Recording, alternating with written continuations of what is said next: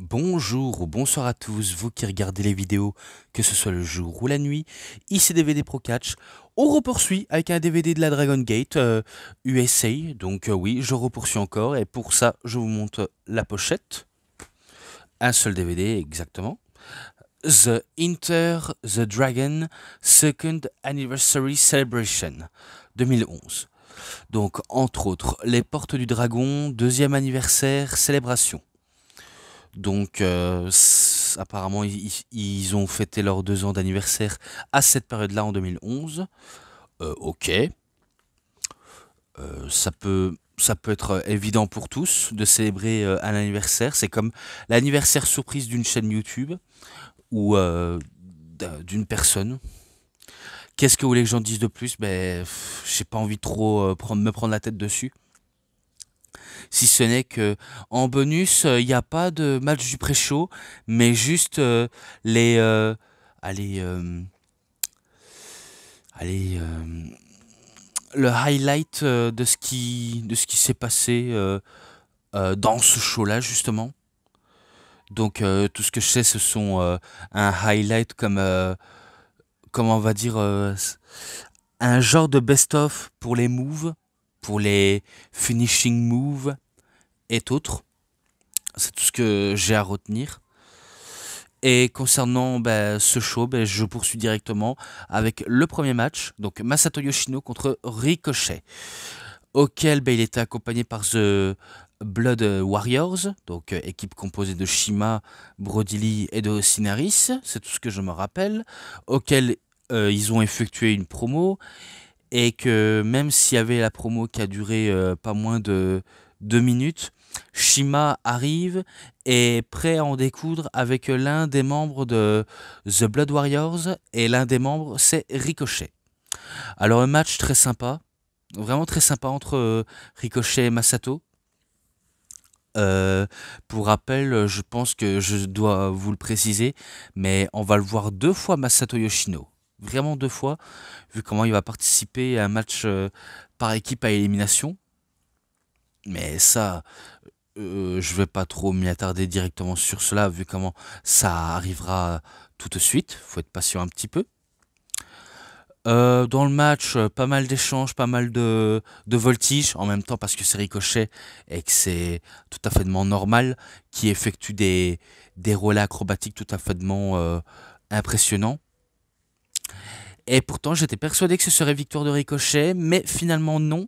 C'est victoire de Masato Yoshino qui arrive à faire soumettre Ricochet, et que en le soumettant, ça force The Blood Warriors à attaquer Masato Yoshino, mais que il se fait aider par Pac et par Yamato.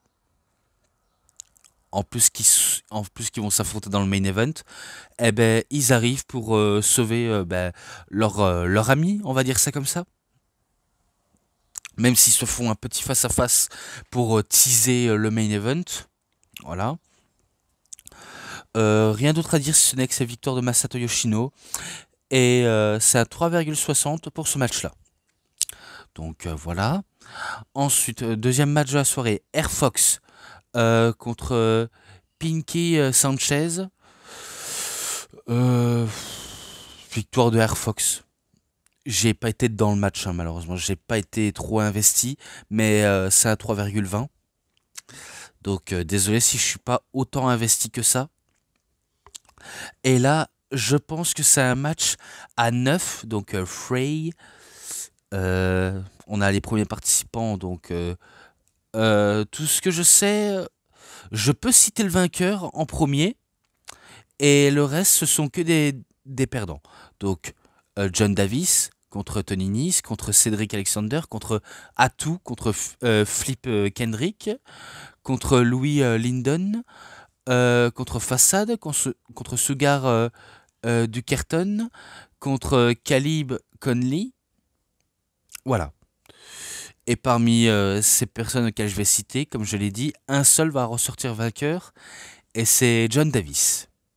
Parce que je sais qu'au début, on a commencé avec Cedric Alexander contre Atu, et auquel il se fait rapidement éliminer du match Alexander, ce qui est assez dommage pour moi. Et après, d'autres personnes s'en suivent, hein. Tony Nice, et j'en passe des personnes auxquelles j'ai cité. Mais aucun de ceux-là vont réussir à remporter le match, si ce n'est que c'est John Davis. Et je crois qu'il bat en dernier. Je dois peut-être peut-être dire une connerie, mais je pense qu'il bat Caleb Conley. C'est fort possible. Peut-être que c'est possible, hein.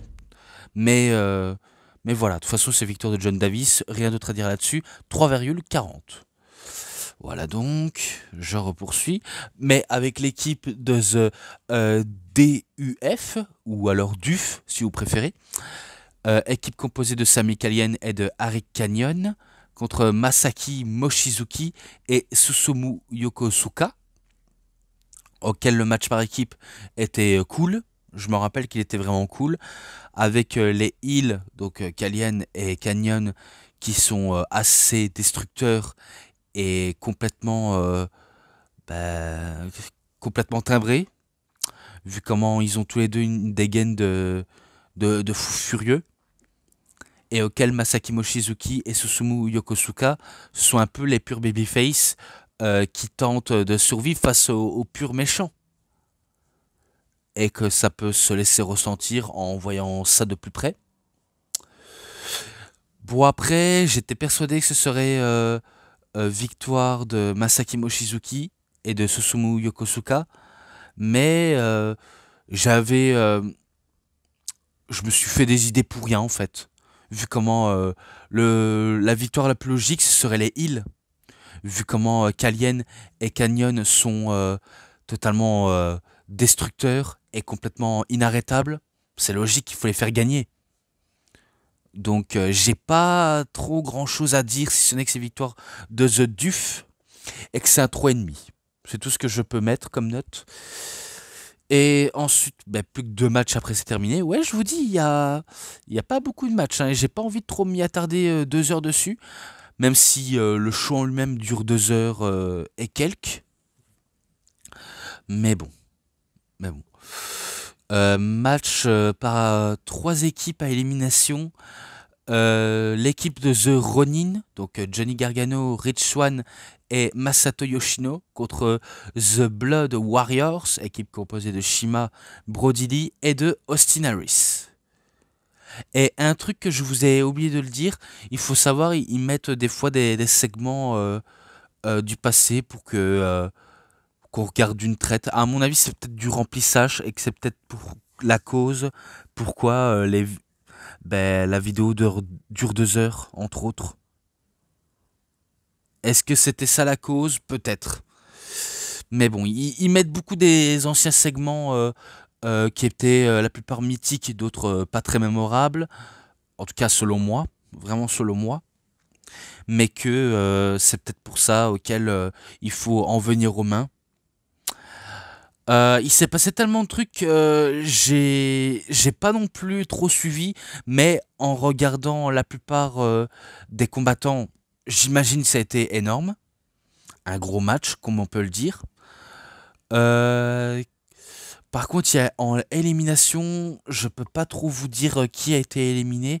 En tout cas, tout ce que je peux dire, c'est que il y en a qui ont été éliminés, hein, comme Masato Yoshino, Austin Harris, Rich Swann, Brody Lee, Shima, et que à la fin, je pense que c'est Johnny Gargano. Je pense qu'il fait sa crossface sur Harris à la fin. Je dois peut-être me tromper, mais je crois que c'est soit Harris ou alors Shima. Brody Lee, je pense pas du tout, mais je pense que c'est l'un des trois. Et que forcément Johnny Gargano, celui qu'on l'appelle de son surnom Johnny Wrestling, est quasiment intuable dans le type de match, même si on sait que dans notre époque actuelle, il a un peu régressé en termes de résistance et de combativité.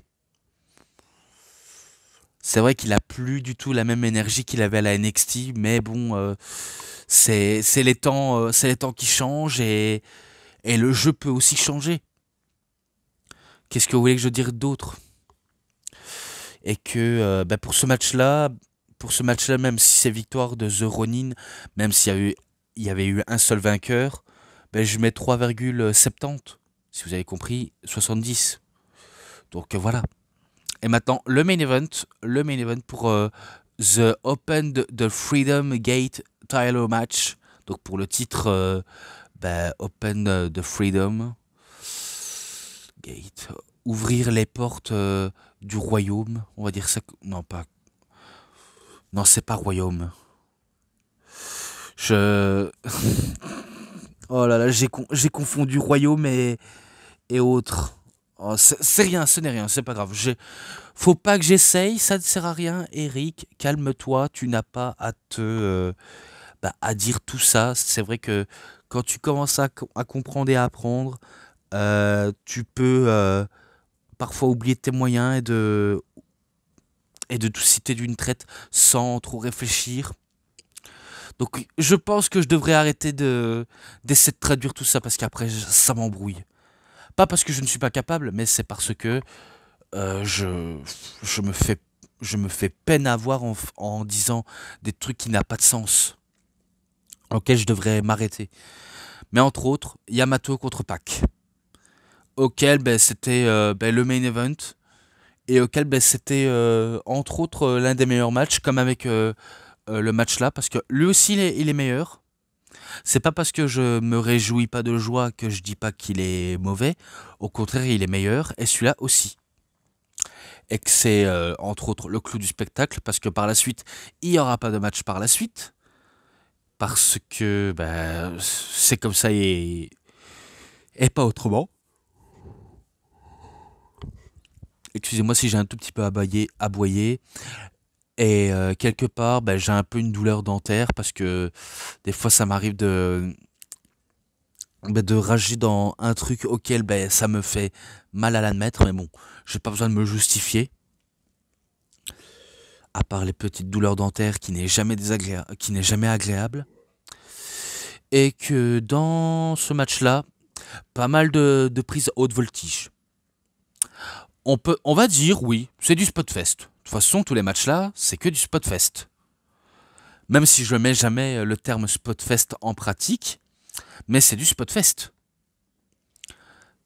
J'ai préféré de pas trop me prendre la tête et de dire ouais, pas mal, mais bon, il y a mieux.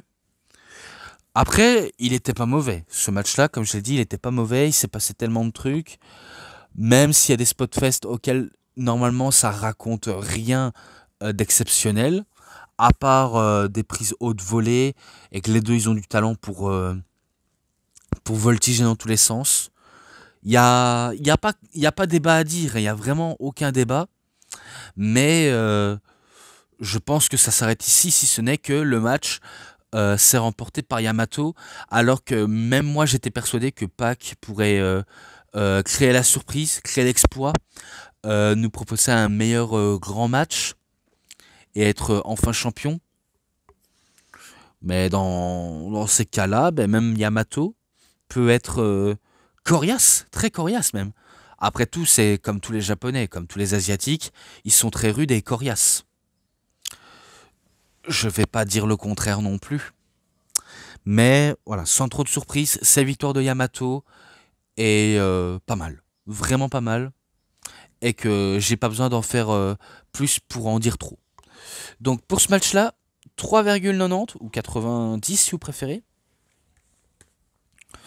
Et je conclus, vu comment ça a été très rapide. Un simple résumé très rapide, auquel bah, c'est fastoche à retenir, du fait que la vidéo n'est pas très longue à citer. Mais bon, il faut que j'aille droit au but. Les matchs ensemble, c'est un 4. Voilà, directement un 4. Et que je m'arrête ici pour le coup. Donc c'est tout pour cette vidéo de review. C'était DVD Pro Catch. J'espère que ça vous aura énormément bien plu. Et si vous avez aimé cette vidéo, mais vraiment aimé, vous savez ce qu'il vous reste à faire. Likez la vidéo, commentez, partagez, abonnez-vous à ma chaîne et cliquez sur la petite cloche pour avoir plus des notifications et des prochaines vidéos. Et moi, bien sûr, comme d'habitude, je vous dis bonne journée, bonne soirée à tous. Au revoir tout le monde pour une prochaine vidéo. A plus à tous les fans de catch. Allez, bye bye tout le monde. A plus, ciao.